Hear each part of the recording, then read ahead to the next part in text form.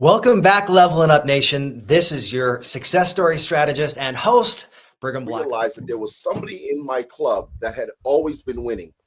And what I chose to do was, instead of trying my hardest to fight my way to the top, I started to observe what it was that he did well. That I tell people is the connection. And it's with these right here, your eyes. Rhetorical questions, allowing the audience to feel like they are a part of your speech so that they can look back in their lives and remember times when they had certain situations that you are talking about. Welcome back, Levelin Up Nation. This is your success story strategist and host, Brigham Blackham. I'm so thankful today. We have a world champion in our midst. Now, Roger Caesar is one of the best of the Toastmasters organization, a stalwart example of what it takes to be someone that performs at the highest level. He is a speech coach. He helps people communicate captivatingly. And today our topic is about captivating communication and how this is not just for speakers. This is for any entrepreneur, anybody that wants to improve their communication, have better conversations, and as such, be able to change their lives in the process. And he's got so much knowledge and experience in this.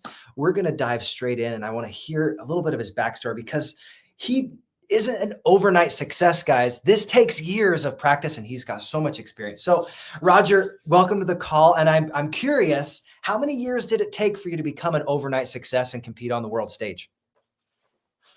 Well, first of all, thank you very much for having me on your show. I truly appreciate it. I'm looking forward to this. To answer your question, 13 years. Wow. 13 years I've been doing this. So it took a long time, but all worth it. All worth it. 13 years.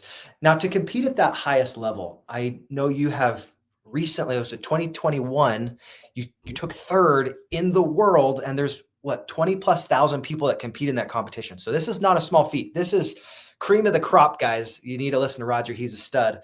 How did you get to that point where you felt not only comfortable, confident, and captivating, but you were able to really take your story and package it in such a way that you can compete against the best of the best in the world? Great question. First and foremost, it's over 30,000. Right now, it's sorry, I underplayed that. 30,000. That's way more. So it's about 35,000, 30 to 35,000 members every year start this competition with the hopes of becoming world champion of public speaking.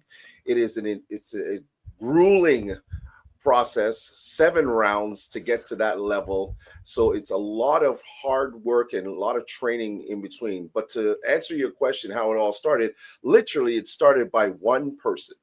One person who saw me speak at one of my regular meetings. I was doing my very first speech ever, and his name is Sanjay Sharma. He was sitting in the corner, and when I finished speaking, he came over to me, put his hand on my shoulder, and he said, "You know what? You will be a champion one day. I can feel it." And, at the time I laughed and I said, "That's not what I'm here for. I'm just here to feel more comfortable in small settings." That was my problem. A lot of people come to these types of organizations with the fear of speaking in large settings and big groups. I didn't have a problem with that because I came from an athletics background, and being in track and field, I would be in front of large crowds all the time. So that never bothered me. But when he said that to me, and then every single time I went up and I spoke again, he would give me that look to say, I told you, you will. That put the fire in me. That started to ignite that feeling that said, hey, maybe this is something I should challenge myself to see if I can do. And that was the genesis of it all, starting to compete from that level on, or from that moment on. Was it good at first? No. I don't think any of us are good at first, but we have natural talents. It's about cultivating those talents. I just recently read a book called Mindset by Carol Dweck, and that focus of growth and making sure that we're expanding our abilities. We're not fixed in our speaking abilities, and every single day we're either progressing or we're digressing. And in Mandarin, that expression is 不进则退. If you're not progressing actively, you're actually getting worse. So every time we're on stage, we have an opportunity to prove ourselves. and to test our skills and to improve. So when you think about your journey, I want you to go back to that first competition. And Right. what would you give yourself as far as encouragement? And how would you frame this so that anybody else that wants to compete, because this is my first competition on Saturday or Sunday that I'm going to be doing. I've won one other one that was an online one. It's my first in-person one. So I was like, oh, I'm so excited to ask Roger, how did he prepare?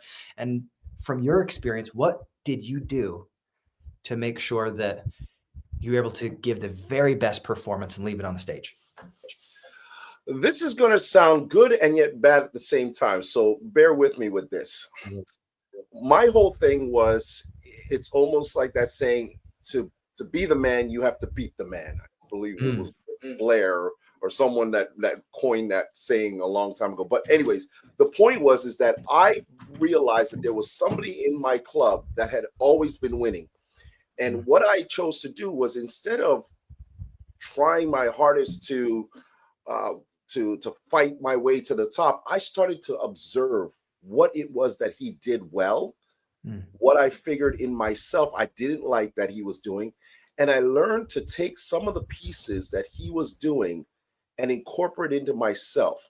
So almost taking that along with others that I had seen in my club and watching them, the proficient speakers, watching them and seeing how they were able to connect with an audience, their stories that they shared, and how their messages were being conveyed. That is what I started to do. I started to take little pieces of them and use them to better develop my skills. I knew I had the natural talent, but like you said, talent only gets you so far. After that, you have to actually put in the hard work every time in order to find that greatness within yourself. So that is what I started to do. And each time when I went and I competed, I felt I was getting better and better. The first few times completely was all about myself. And I think that's something that most people have to realize very early when they're competing. It's not about you. It's about the audience. It's not about what you think is a great subject for you to talk about. It's what will ignite and inspire an audience when they finish hearing you. Ooh, that's so good. Guys, that is wisdom right there. Thank you so much, Roger, for sharing that. I have just been poring over a book that I think is phenomenal, and that resonated perfectly with what I'm learning there. It was called Story Branding. And the idea is, you are not the hero when you're on stage. You're helping them, your audience, step into the hero position, and you're their guide. And this concept of making sure that you're giving a gift to your audience, so important. So thank you for phrasing it in a way I've never heard before. I love that. Yeah. One of the other things that sticks out to me is you have to not just beat the other man, because I thought that was interesting phrasing, but that other person is almost like you're looking in the mirror. How do you beat yourself? How do you do better than you did last time? And I loved how you take pieces from different people. And in theater, I always heard this: we're all pirates and thieves. And it's not because we literally are stealing people's stuff. It's when someone makes an amazing choice, you're like, oh, that was a great choice. I'm going to use that at some time in the future. And the more places that you start to gather these experiences, the more dynamic and useful your speech is, and the more creative your speech is. So, Roger, when you are noticing some of these benefits of years of skills that people have developed, and you're saying, oh, that's something that I really love. Oh, I don't love how he did that. What are ways that you've been able to consistently apply those things? Because it's one thing to know them, it's another to apply them. What have you done to apply them? Well, I think what it is, first of all, I'd like to say this, that it's a testament to the individuals when you are doing that. It's showing them respect, that you see the value of what they bring to the table when they are performing or when they're speaking. They're clearly having something that you actually want to take and use for yourself. So that is a compliment on those individuals. In terms of how to do it, it's all about practice. right? We've heard this before many times. Practice, someone would say practice makes perfect. Well, practice does not make perfect. Practice makes, it's consistency. It's learning and becoming better at what you do. And that's the idea of practicing. So when I go into anything and I'm looking at someone else, I am taking that piece and I'm starting immediately to use it. Now, in that process of practicing, I learn if that part that I thought was really good works for me, because not everything that you see from someone else works for you, even though you Yeah. thought it was good. So you got to also take the good with the bad. And it's almost like a strainer. You pour it in and you say, okay, what is good that works for me? And then you shake out all that's good, let it drop into that glass that you have there of greatness. And then you turn around and you say, well, this here doesn't work for me. And you let that go. And don't be afraid of having that. Those are good things to be able to look and say, okay, yeah, that was wonderful at the time. But when I'm trying to incorporate into myself, it doesn't really feel like me. And you have to be authentic to yourself. That's beautiful. I love that visual of straining through all the different things and almost like a sieve, leaving what does work for you. You have to sift through so many different experiences in life to find those gold nuggets. One of the things that also popped out to me was an expression my basketball coach used to say. He's like, practice does not make perfect. Stop getting that. He says, practice makes permanent. And I thought that was a huge distinction for me, because if you only phone it in and you're just kind of going through the motions, but you don't focus on the form, you don't focus on the function, there are elements that when you're actually performing, it will come through. You perform how you practice and how you practice consistently. So I thought that was a great distinction. One of the other things I'd love to share, this story popped into my head and I was like, I haven't thought about this in years. So thank you for the reminder. My grandpa, he shared this experience. He was a professional artist and absolutely a brilliant man. And he learned from so many different artists. He was self-taught, but what that means is he was extremely observant. He learned to see by going and interacting with other artists, just like what I'm doing right here with you, connecting with other people that are the best in their craft, watching them and observing. He went and saw Arnold Freiberg, which was an amazing, accomplished painter, and he saw how his studio was set up. And he went and he sat in his artist chair and he's like, I feel like I can learn through osmosis. And that little expression made me laugh so hard, because he was absolutely taking in all those things, but osmosis is a little different than osmosis. Sitting in that chair doesn't necessarily mean you're going to become that skillful, but being able to observe and take in all the different experiences of those people and then do your best to emulate. It's huge. So I hope that story was helpful for you. As a great reminder for me. So thank you for the smile. I have another great question for you. I know that you talk about captivating communication a lot on your website. It's actually one of the handles on your email. I would love for you to define what captive communication means to you, Roger. Captivating communication. That I started using that probably about 4 years ago, right after, or 3 years ago, right after I had won at the World Championships. It was the first time. Now, again, keep in mind, it was online at that time during the COVID era.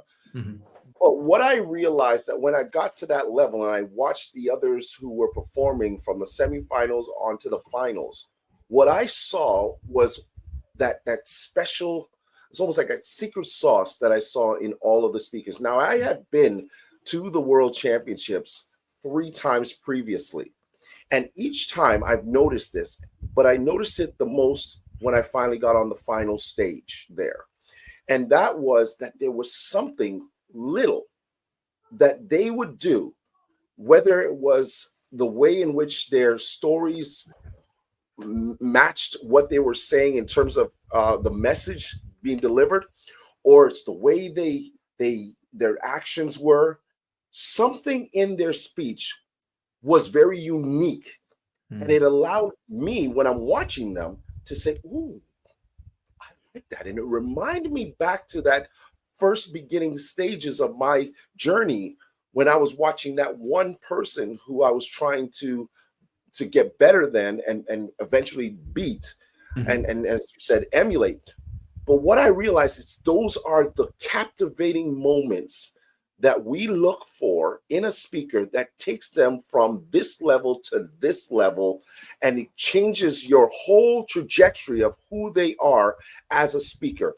It doesn't take a lot, and sometimes it takes a grand moment for you to say, oh my goodness, that moment captivated me. And I wanted to coin that and take that and use that as my symbol of excellence to say, when you go on a stage, you want to be so captivating to your audience that you leave them wanting to hear more of you, remembering you, and wanting you for years to come. Beautiful.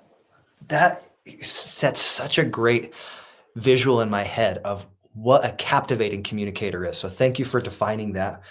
One of the next steps after you've defined a word, I love to hear what are some of the ways that you've been able to do that consistently for not just yourself, but for other people? Because I mean, you're a coach, you help people go and become these captivating, amazing communicators. What are some of maybe your toolbox tricks? You're like, man, this is one way to bring out the best in people and to make sure that they can monetize their expertise and make their message really land with people and be meaningful.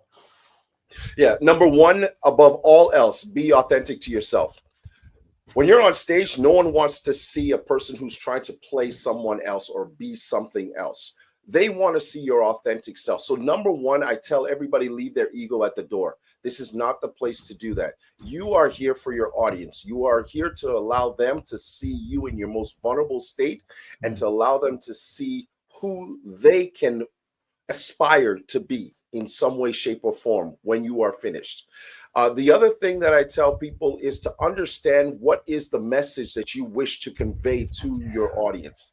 This is crucial, especially when you are doing any type of a motivational or inspirational speech. And even those that I work with in the business sector and they are doing presentations, I'm always asking them, what is it that you want either the audience or your clients to take away from what you are delivering? If you cannot be clear about that, and it has to be something that I can do in one sentence. In one sentence, I could take away the message that you were trying to convey, or what the idea was that you were trying to deliver to me.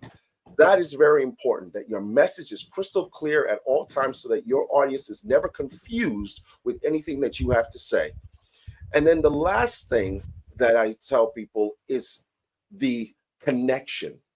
And it's with these right here, your eyes. Your eyes are literally what makes an individual really hone in and listen to you. If you are constantly looking up in the air and trying, because there's sometimes people say, don't look at the audience directly because you'll get nervous. No, look at them. Look at them. Every once in a while, you stare into someone's eyes and you speak to them. That person feels like you are speaking directly to them in that moment. Now, you don't want it uncomfortable where you're staring at them too long, where you're like start getting to really right? It's not like that. But you want that moments. You want those types of moments with your audience. So it's about being authentic to yourself, being real, leaving the ego at the door, having the great message that allows the audience to undeniably know what it is that you're delivering, whether it is in presentations for business or on a stage speaking. And then finally, connecting with the eyes and into the souls of your audience and your clients, so that they know you are being sincere with what you're delivering. Wonderful. I think that sincerity is so key. You brought up some excellent points. Being authentically you, or so genuine, you're not trying to putting on a facade. You're just yourself. And then you're being your very best self. Because there are different things that come up to mind, that sometimes people are very defeatist or self-sabotaging in the way that they present themselves. Take a shower, make sure you're dressed well, do your hair, put the very best foot forward, because how you present yourself, this is something I learned at BYU while I was taking a performativity class. Every single thing about you, how you dress, your physical fitness, all the different elements, the way you do your hair, will give an immediate impression to everyone. And within 5 seconds, they will either say, I trust that guy, or wow, I don't trust him. He doesn't match his message. Yeah. Yeah. That's Well, so I've key. always said as well, even you going through COVID is completely different. But what I've always said to people is your first impression starts from the minute you are in the parking lot. You don't know who's in that parking lot when you're going in to present, and you might say something to the wrong person, and that person might be somebody important that's walking into the very same presentation you will be delivering. So the minute you walk out of your car, the minute you are there, you are on display right there. So yes, the dress, the attitude, the mannerisms, who you connect with, the smile on your face, all of these things, all these elements all start from the minute you're walking in. Do you open the door and just let it slam in somebody else's face? But that person is either a manager or something at the same presentation. You have no idea. And then when you get into the room, it's how you connect with everybody. That is so important. And a lot of people don't do it. A lot of speakers don't do that and don't realize how important it is to have that first impression, to be the one that is showing yourself in front of everyone, saying hello, greeting people. Hey, the simplest thing. I like your hair today, Brigham. I love the way you have it, man. What gel are you using? What gel did you use for that, man? It looks real good. A smile on your face. Guess what that does? Guess what that does? First of all, it connects us to you and me, right? But then when I go on stage, you are now wanting to hear what I have to say because you feel good. You had a nice talk with me in before it started, and then on top of that, you are telling other people, "Hey, yeah, he was pretty cool. He was pretty cool with me." That's what we forget to do. We're so focused on making sure that our words and everything is all right, and we're perfectly ready to go on stage and do the presentation, but we forget that the audience is right there beforehand. Get to know them if you can. That's an excellent point. Get to know your audience. One of the things that brings to mind is I had a friend named Daniel Hess. He was part of one of my first professional acting gigs. We were in a show called Damn Yankees, and we were in the green room. This one comment changed the way that I saw audiences forever, because we were kind of putting all these different things together. We had some issues with the show that were coming up, and he said, guys, there are people that may never see this show again, and this is probably their first exposure to it. Do your very best and give a gift to your audience. Yes. Give a gift to your audience. The very best that you can do today is your 100%. And that changed my way that I thought about interacting with audiences, because it really is a gift. If you're sharing your story and nobody else has heard your story before, you have a way to take that message, package it in such a way that it changes somebody's life. You know, when I was a missionary, we had this example that we would give. You're like, presentation matters. Here's an example that really shook a lot of missionaries when I was sharing it with them. Said, all right, we're going to hand you some chocolate cake. You guys love chocolate cake? Like, yeah, give me some German chocolate cake. It's going to have some beautiful coconut. You're like, oh, it smells delicious. It still has that like moist, almost like when you hit it, you're like, oh, I don't even have to like cut it. I just like press it with my fork. It's delicious. The only time you use moist and you're actually excited to use that word. Every other context, hate that word, but it's great when you're talking about cakes. You're like, all right, we've got this beautiful cake. Say, who wants a piece of cake? And all the missionaries are like, oh, I want a piece of cake. That sounds amazing. Like, perfect. Here you go. And we hand one of these guys a piece of cake. We're like, oh, I want you to imagine what it tastes like. Biting into it, like, oh, that sounds amazing. All right. Now, who else wants a piece of cake? And they're like, oh, I want a piece of cake. And we go and we deliver the piece of cake to them. But instead of on a plate, we grab it with our hands. We throw it in their face. The cake's the exact same. But then you ask the question again. Now who wants a piece of cake? The hands slowly kind of go to the side. What changed about the presentation? It was how you delivered it. The content was delicious. It was amazing. The message was so good, very desirable. The way you deliver it, if it's not effective, will alienate your audience and make it so people do not want to participate. So here's the question for you, Roger. What are some of the ways that you've been able to package your message in such a way that people not only get the deliciousness of that cake or your message, but they want to continue to interact with you over and over and over again? First of all, let me put it to you this way. And this is what I always say. I often say this and let people understand. Your stories are the gateway to your soul and the pathway to an audience's heart. I'm going to repeat that. Your stories are the gateway to your soul and a pathway to an audience's heart. And why I say that is because oftentimes we don't realize how powerful our stories are in connecting with the audience. You talk about the delivery aspect of it.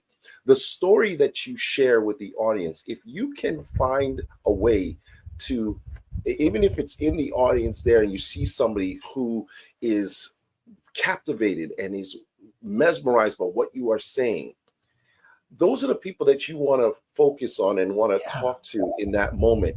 Rhetorical questions, allowing the audience to feel like they are a part of your speech so that they can look back in their lives and remember times when they had certain situations that you are talking about. The other factor, and this goes back to what I was saying to you beforehand, when you walk into the room and you are having conversations with people, sometimes you can take that and use it as a callback in your own presentation.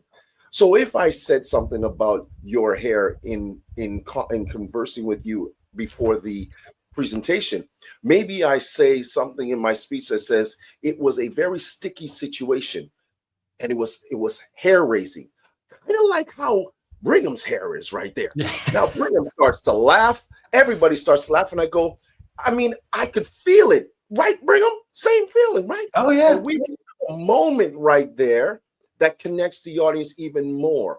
What does that do? See, here's the thing that, like I said before, we get so caught up in making sure every single word is correct in our presentation. And yes, you should do that. But you should also leave room for opportunities to connect with the audience, to have those almost spontaneous moments with them where it wasn't planned, but the idea for me as a coach is I teach my clients, don't memorize your speeches, internalize them. Beautiful. Now, to understand what I mean by that, imagine this simple case. You are about to do a presentation one day in front of a huge crowd. You have memorized your speech word for word. You know exactly what you're saying. In the moment, an alarm goes off. In the moment, a phone goes off. In the moment, somebody drops something that crashes on the ground. A lot of times what happens in that moment is here. You go blank. Or, oh my God. What was I supposed to say? What was I saying there? Oh my God. Right? Internalizing, if you want to use as a metaphor, is like learning to ride a bicycle. When you learn to ride a bike, whatever age that was, that you learned how to ride your first bike, you learned it, you got on it, you practiced, and then you finally learned it. Now, guess what? Once you learned it, if I was to take that bicycle away from you for about 5 years, and then I gave it back to you, would you know how to get back on and ride again? Easily, exactly. Because you have internalized how to do it. The same goes for a speech. I break speeches up into pieces when I'm helping my clients. I say, don't try to learn the whole thing in one shot. Take it in portions. And then what you're doing is you are internalizing it, kind of like how you do when you ride the bike the first time. The first time you stood on it and you just balanced. The second time you put your foot on the pedal and you pushed off, but you fell over. The third time you tried to get both feet on and you pedaled maybe twice, you fell over. It's the same thing. Taking pieces of the speech, learning it, dissecting it, internalizing it. So now when something like that happens and you have internalized that speech and you know it back and forth, it's easy. You know, you can throw in this, you can throw in that. Hey, somebody dropped something. Hey, phone call. I think that's for me. They're probably calling for me because they need to be here right now. So let me talk to them. That adds an element to your speech. And then you can still go back to the speech because it's here. It's the riding of the bike method. I know it. I can jump on it at any time. Beautiful. Yeah, that reminded me of this summer. I got to teach my daughter how to ride a bike for the first time. And having my hand on her back, just that little bit of guidance. That's what a coach does, is they cannot ride the bike for you. Get this very clear, guys. Any speech coach is not going to speak your speech for you, but That's right. we can be that guide. We can put that hand on your back. We can help Mhm. steady your hands and help you make those pedals forward. And Yeah. as you get more and more confident, hand gets released, the other Mhm. hand gets taken off, and eventually those training wheels go off.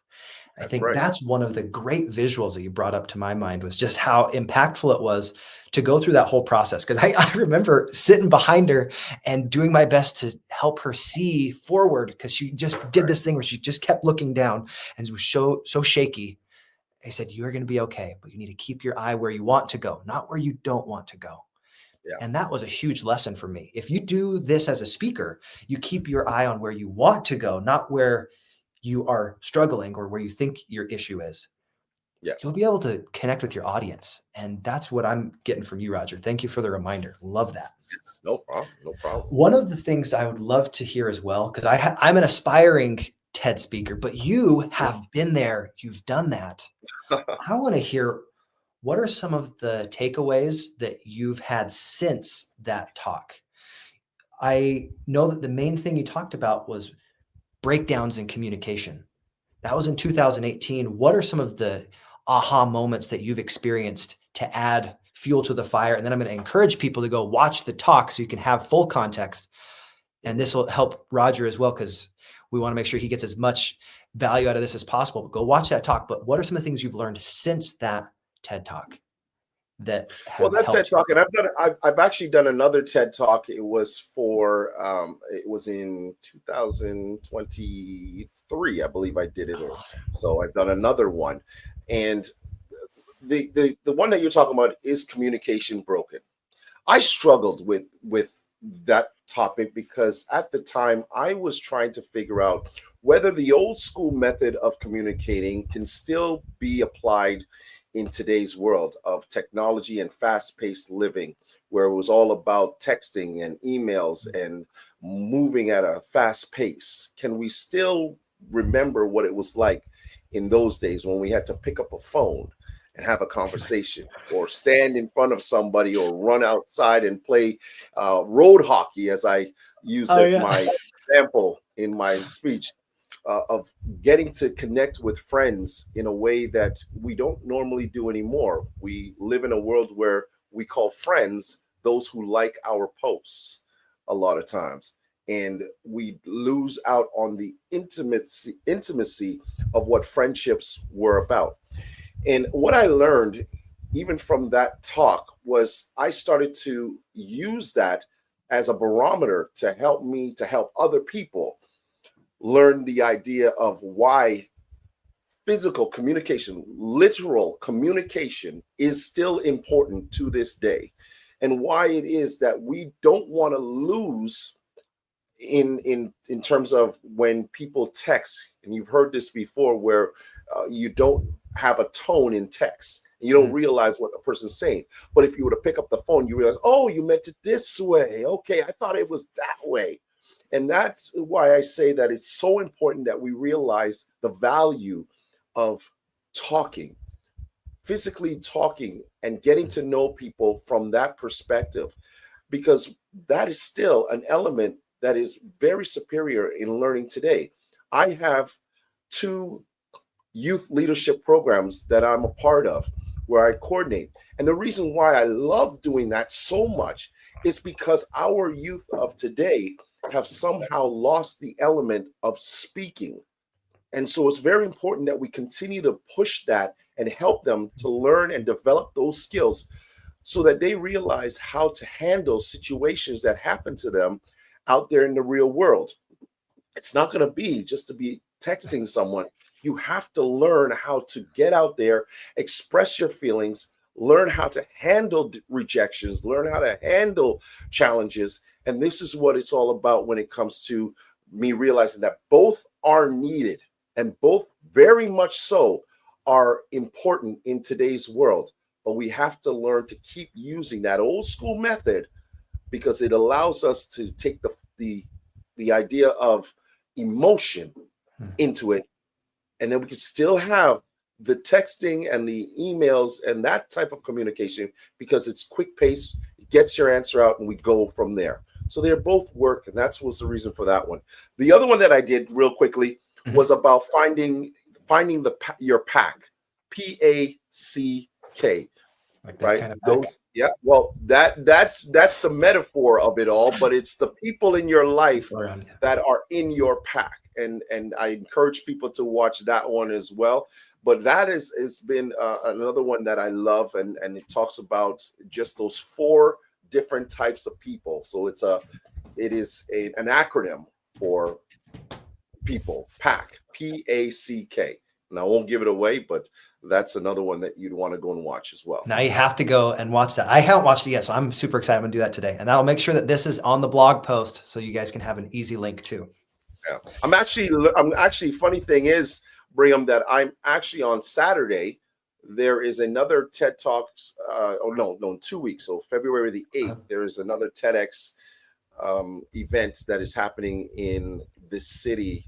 And they've asked me to come in and talk to their speakers this Saturday and help them to make sure that their messages are going to be delivered in the proper way. So I'm very excited about that as well. Wonderful. I'm curious. So since you said 13 years in this industry, really dialing in your skills, what are some of the things you've noticed as you've increased your skills that are constant patterns that people are having issues with? What are the most common mistakes that you're like, man, if you would just shift this or change that, what are those common mistakes that you're like, here's the top 3 or top 5 things that anybody, whether you are a public speaker or not, can improve immediately? I call it the 3 R's.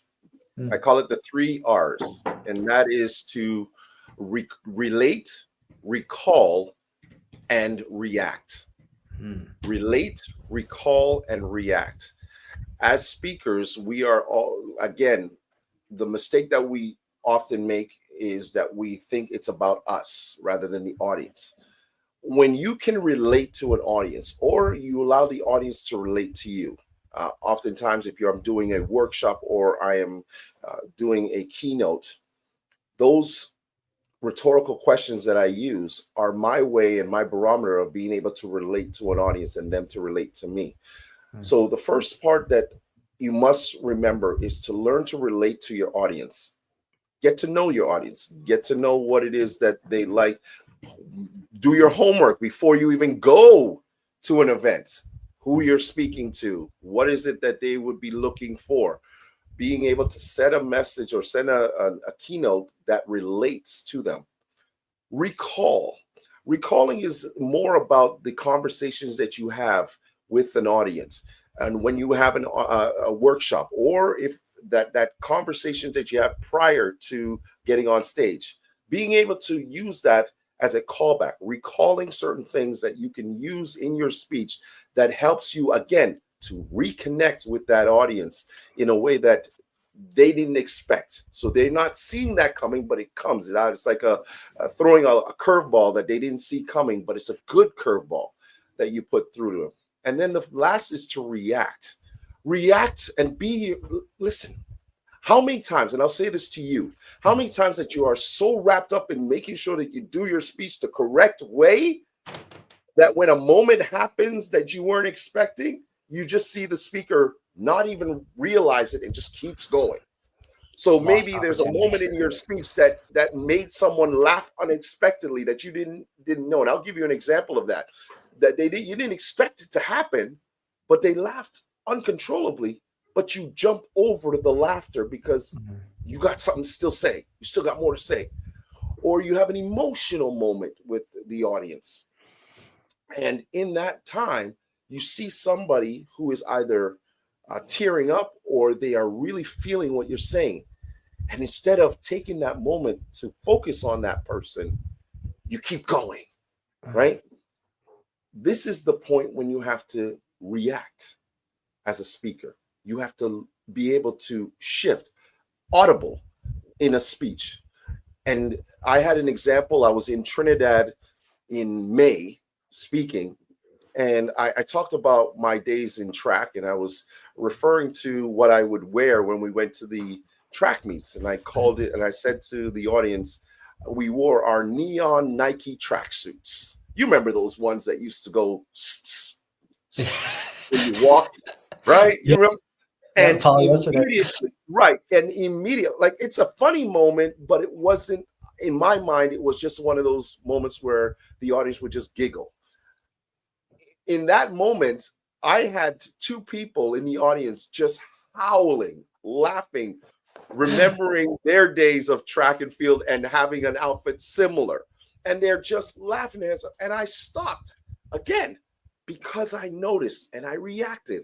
And I went up to them and said, so wait a second, did you actually had a tracksuit like this? Oh my God, yes, I did. And it was a moment right there. There was a moment, and I saw it, and I took advantage of it. So I reacted to it. So remember, there's the 3 R's. You first want to recall. I mean, sorry, you want to first. Oh geez, I just lost my train of thought. Relate, recall, react. Relate. Sorry, yes. Relate, recall, and then react. Yes. Okay. So good. That is really powerful feedback. And I absolutely love that. That's very simple. Any of you guys, this is something that you can do. Thank you so much, Roger, for that. Now, this last moment, I would love to hear the backstory behind this quote that's on your website. It was one that struck me. I thought it was absolutely phenomenal. On the very end of your website, it shows something that I felt was not just a nice sentiment. It was something that really struck home for me. Mhm. Let me see if I got it here in my notes. I've already got 2 pages of notes, Roger. Thank you so much. You're so good. Let's see. Where did that go? Okay. Don't wait for the world to recognize your greatness. Live it and let the world catch up to you. Man. Yes. Talk to me about that, because I feel like that aligns with my purpose. That might align with your purpose. I want to hear the context behind this a little bit deeper. Talk to my soul. We are so consumed with what other people think of us. We are so consumed with having to dress the way people want us to dress, speak the way we think people would want us to speak, share stories that only they would want to hear, or we forget about all the things that we actually have gone through, but we're afraid to talk about it because we don't know if they're going to like it or whatever, whatnot. When you are all about finding the greatness within yourself and then within others, it isn't about what other people think about you. It's about you believing in who you are and what you can bring to the table. It's the worth of who you are, your value, right? And I have an acronym that I use for believe. And believe simply means boldly experiencing life, imagining, enjoying victorious excellence. You need to understand who you are. So don't wait for the world to recognize your greatness. Means you don't have to sit there and let them dictate when you are feeling that your greatness is upon them. You have to feel it yourself. You have to believe in you. And then when they start to see it, the haters, everybody else who's thinking, he's not going to do it, he's not going to do it, then they're going to be the ones going, oh my God, he did it. Let me see if I can catch up to him and be just as good. So that's where that saying comes from. I truly believe that everyone has greatness within themselves. Sometimes it takes someone like us, Sanjay Sharma, to pull it out of you and say, hey, we see something in you, right? There's a famous speech by Dhananjaya Hederachi, the 2014 world champion of public speaking, whose speech was, I see something in you, but I don't know what it is, right? The idea is to say, I could see you have the potential. You have the potential. You may need somebody to find that greatness within you and say, hey, it's right there. It's right there. Pull it out and go. But eventually you have to believe in you. You have to understand that you have it in you, and then you take off with it. You take off and you start working hard, putting in the hard work, and then let the world catch up to you. Mic drop. Roger, that was beautiful. Thank you so much. Oh man, am this has been so grateful for your insights. I'm just taken back on how lucky we are to do things like this. Such a privilege to have an organization like Toastmasters connect us. I am just blown away with gratitude. So I love you, man. I appreciate Thank you. you very And much. this will not be the last time we talk. Yep. I'm excited to continue our relationship. And if there's anything I can ever do to help serve you or your audience, you let me know, because man, you definitely served today. Where can Thank people find you online so they can keep connected? I want to make sure that we send the right place. Yeah. Yeah, for sure. You can go to my website again, and it's going to be getting revamped. We're going to be changing it up completely. So for now, go to rogercaesar.com. Please spell the last name correct. It's CAESAR. rogercaesar.com. You can connect with me on LinkedIn, on Instagram at Caesar.empire, Caesar.empire, and I'm on Facebook as well. And I have my YouTube channel, so please go out and subscribe to my YouTube channel. You'll see a lot of the speeches that I've done and motivational quotes and shorts that you can inspire yourself with throughout your day. Excellent. Well, thank you so much, Roger. Guys, keep leveling up your life and your business. You have a message and it needs to be monetized. It needs to get out because people need to hear it. Thank you so much, Roger, for sharing your story and empowering other people to do the same. Wonderful example of what's possible when you put in the right work consistently. God bless, guys, and like and subscribe. We'll see you next time. Thanks again.